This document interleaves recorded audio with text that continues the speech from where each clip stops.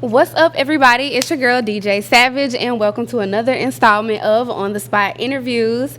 Today, we have another guest, and his name is Leo Frost. You want to introduce yourself?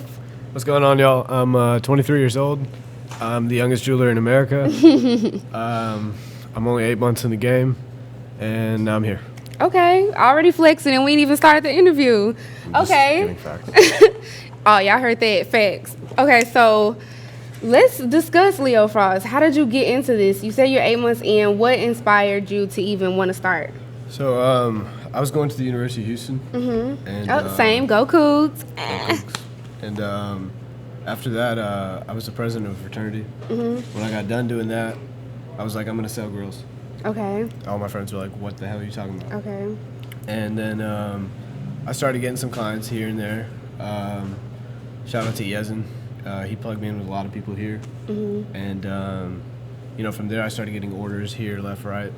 And I realized that people were getting ripped off by people who were selling me jewelry. Mm-hmm. And I was just like, this isn't right. Yeah. This ain't right. Like, I can't sell anything and be associated with this. This isn't cool. Yeah.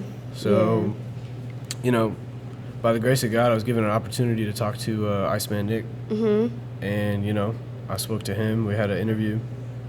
I walked in there and I asked for a job. I was like, yo, I work for you for free. Like an internship? Yeah, I was like, yo, I want to do this. This is what I want to do. I want to be a jeweler.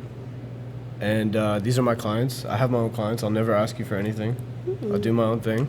And he was like, we're good. We don't need anybody. I don't need anyone to work for me. Our team is good. And I was like, damn. And it was so awkward. Mm-hmm. And he was like, but something about you reminds me of me. Okay. And he was like, I want you to be my partner. Okay. So you try to do us one of those little plot twists. So that day was really cool for me. It's like one of the greatest memories I have. Mm-hmm. And I love that, man. That's what's up. Yeah. That is super cool. I've always been intrigued by jewelers in the game because I don't think people realize how much rap and jewelry is connected at this point. Yeah. And sometimes the jewelers get just as big as the artists because they're the ones making the pieces. They're the ones getting just as many shout outs in the song as the girls are because, they do so good on their jewelry. Yeah. And I'm seeing rappers do jewelry battles every so often. So I'm like, these people are becoming silent millionaires just because of their connection with the rap industry. And I think that's one of the partnerships that I've seen in the hip-hop industry that I actually like. Between the jewelry connection and the fashion industry, I feel like it really connects. So that's cool. What do you think about the correlation between hip-hop and jewelry? It's crazy that you asked me that because the first piece I ever made was for Nav. Mm-hmm. He's a rapper. Mm-hmm. I don't know, everyone's heard of him. Yeah. He held it down for all the Brown Boys. Shout out to Nav. But, I made his piece, and I stepped into a whole industry that I'd never seen before. I was backstage seeing this person. I met Jay Prince Jr. I met the whole city. Then I flew to L.A. I met Trippie Redd. I met The Weeknd. I met just all these people that are in this industry that really love the culture, that love all of it. And jewelry's part of it. Yeah. So it's a big part of it. It's just cool to be a part of it. Yeah. I mean, when I saw that Rolling Loud chain, I don't know if you guys be following when it's Rolling Loud time and they all pass around that big, huge Rolling Loud chain. Every time I see about it, or every time I see it, I think about what goes into making such a huge chain. I know that it's so much work that goes behind this jewelry that nobody talks about, but it's probably a whole process that's just super complicated. A lot of people don't see what we do. Yeah. Most people just see the highlights, I dropped the piece off to so-and-so, Mm-hmm. They don't ever see, all the nights that I'm just sitting there, breaking my fingers. Yeah. I have scars all over my fingers. Really? Yeah. From doing jewelry? I mean, wow. Yeah. I mean, you have to sit there and, Dang. I knew it was some sharp shit. It's not something that just gets done. Yeah. I knew it was some dangerous shit. It just seemed like it. So speaking of dropping stuff off to people, who is your favorite client that you've worked with so far? Damn. You mentioned Nav earlier, so is that your favorite or? I honestly, I don't have a favorite client. Okay. Because I can see how that's a hard question. I truly have relationships with all my clients. Mm-hmm. I really do. I can call any of them, and they'll just call for a conversation. Yeah. You know, it's really cool that I can literally just hit up any of them. But at the same time, you know, there's a thing you can't ask me who I like more. Well, maybe is there a piece that you've done for someone that you feel like you worked especially hard on out of maybe all the other ones? Like, which piece is the most proudest, and who was the one who bought it? Because I've heard of people saying, you know, I make jewelry all the time, but I really put a lot of creativity and time into effort for this particular person's piece, or it might be the most expensive piece you've ever done. Maybe that's a better question. What's the most expensive piece? I guess the best way to answer, you know, all that is the next piece. Okay. It gets better every time. So Yeah. like, when I started off, you know, I made next pieces, but as I do more and more, it just gradually gets better. Yeah. And the most expensive piece, I want to say, Not like, to get in your pockets, but just to give us an idea no, for of sure. like. I won't you say the know. person then, because you know, Yeah. that looks bad. $72,000. Okay. But you know, I'm sure that number will be higher. Is that average? I don't even know what no, is that's like. just for a custom piece, and that's way over average. Oh, okay. Okay. A custom piece you can get from me anywhere between like 2,000 and up. So if you're Okay. watching this, hit me up. I've always just been so intimidated. I just thought it just started at like 100 million, and I'm just No, like no, no, out no, no. already. No. Before I even started to shop, I was already done because it just looks so expensive. No, I mean there's different forms of jewelry. There's like there's small jewelry you can get. It really just depends. Yeah. You know. Yeah, I guess I should have thought about that. So what was do you remember your first big project where you first felt like, okay, I'm really a jeweler?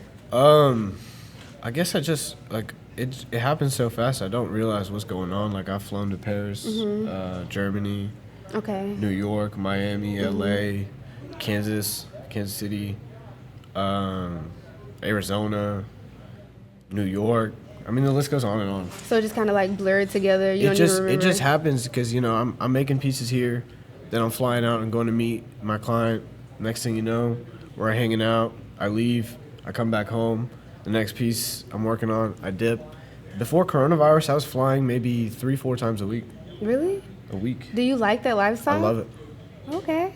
I know some people are like not really fond of always being in a new hotel room in a new situation. It's just cool to be able to like see the world, see people like all over, what they're doing, experience that, and just, you know, I meet pretty cool people. Yeah. So Yeah. you know, I'm the same way. I like to It's- go new places. it's very humbling to know that, you know, the world is so big. There's so many cultures, so much is going on at once, Yeah. and you just get to see it. Okay. Well, speaking of, you know, all the places that you've already gone, what are some places that you want to go in the future? Like, what do you see yourself in the next few years with the jewelry industry? Last year I had the opportunity to go to about 9 football games. I had field passes for all of those. I sold jewelry to, you know, people from, you know, all those games. I just want to be able to do that every week. Okay. That's pretty ambitious, but I very much think that's possible, especially if you keep going at the rate that you're going right now. Thank you. I worked with a lot of people this year too. I did 16 people out of the first round of the NFL. Okay. That might be an achievement to some people, but I think it is to most people. I don't know. I think I can do better, and I'm my only competition, so why not? Is there any person in particular you hope to work with as far as like making them a custom piece? Odell Beckham Jr., Okay. Floyd Mayweather. That'd be an honor. I know Yeah. Greg Uno works with him. Sorry, Greg, but I I really follow do want to work him. with I love Greg's pieces. Greg's pieces are fire. Yeah. So just Floyd Cristiano and Ronaldo, he'd never wear it. that man. He has like all the Instagram followers. He just has everything. Have you guys ever seen his Instagram? Cause he's lit. I don't know how a soccer player got so big like that, but I need to start playing soccer. I really want to get into the NBA too. Okay. Like Ice Man Nick recently made a piece for LeBron James. Okay, that's pretty cool. So just, there's so many more people to meet. There's so much Yeah. things to do. I can't even describe it. Yeah. Well, I think that kind of sums up everything about you. Is there anything that you wanted to share with us? Anything upcoming? Any projects or Anything you want to talk about? I just want to give a huge shout out to the A-Leaf store and Ghost. He's the owner there. We have a big project coming up soon. If you ever need anything from me or you're looking for some new stuff, talk to Ghost because we have a lot of things coming up. And thank you for having me here. No problem. You want to give your socials or anything? You can follow me on Instagram at Leo Frost. Most of my clients are NFL players. Doesn't mean I'm not going to make your piece. He's talking to people like me. I take pride in my work. I'm humble. I'm young. I'm 23.